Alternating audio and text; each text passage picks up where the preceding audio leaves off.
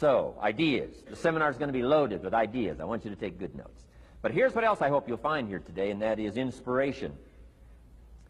And who knows the mystery of inspiration? Why some people are inspired and some are not? You were inspired to get here. Some were not. Who knows the mystery of that? I don't know.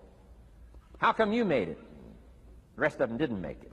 We don't know what that mystery is. Some people turned it down. Some people said it costs too much. Some people said it's going to take too much time. Some people are too busy.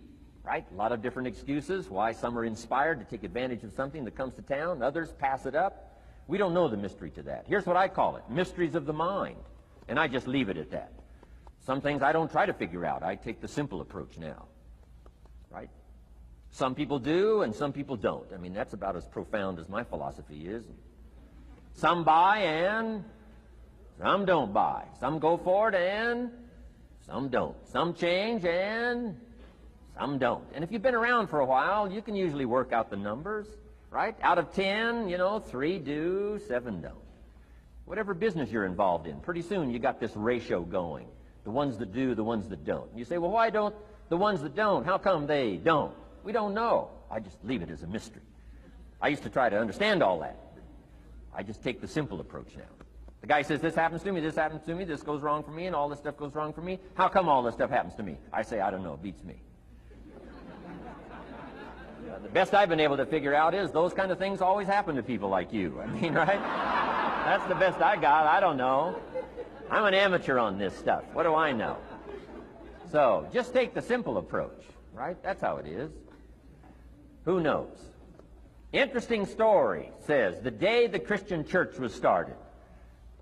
Now, I'm an amateur on the Bible, but best account I can remember, the day the Christian church was started, a magnificent sermon was preached. Great presentation. And if you're a student at all of good communication, it was one of the classic presentations of all times. The sermon, the first day the Christian church was started.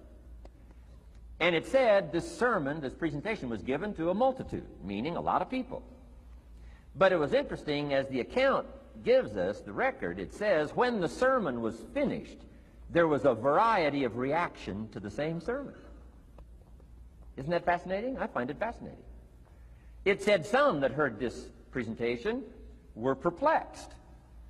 And I read the presentation, sounded pretty straightforward to me. Said, why would somebody be perplexed with a good, sincere, straightforward presentation?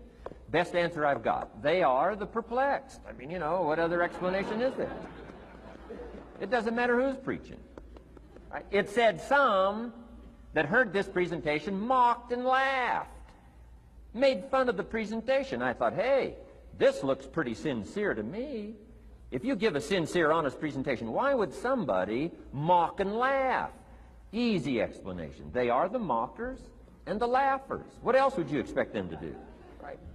I used to try to straighten all that out. Say, well, they shouldn't do that. I don't do that anymore. I've got peace of mind now. I can sleep like a baby, not try to straighten all this stuff out. I used to be so naive. I used to say, well, liars shouldn't lie.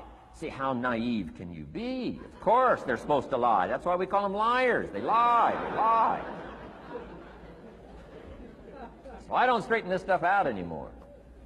Anyway, it said some that heard this magnificent presentation didn't know what was going on.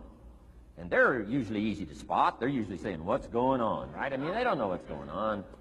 But interesting, right? A variety of reaction to the same sincere, honest presentation. Now, it also says, in wrapping it up, some that heard the presentation believed. And I think that's who the speaker was looking for, the believers. Interesting. Now, it said the number of believers was about 3,000. So, pretty good first day. 3,000. I've had some first days, but I never had 3,000. But anyway, 3,000 were believers. And the speaker was looking for the believers out of this multitude. And that's about as close as we can come to understanding the mystery. Some believe, and some mock, and some laugh, and some are perplexed, and some don't know what's going on. And you just have to leave it that way. Why? Because that's the way it's going to be. The way to be brilliant is to find out how it's going to be and then say, here's how it should be. I mean, that's how you become brilliant. So, anyway, who knows the mystery? I call it mysteries of the mind. We don't understand. But I don't try to change it anymore. On this particular story, as far as we know, They didn't have classes after the presentation to try to de-perplex the perplexed. I mean, as far as we know, they left them perplexed.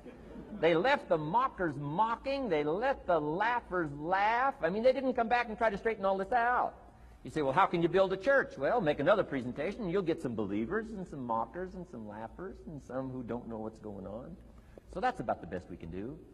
So, but I'm glad I've got the believers here today. You believed enough to shell out your cash and part with your time and some of your effort and energy, and I appreciate that.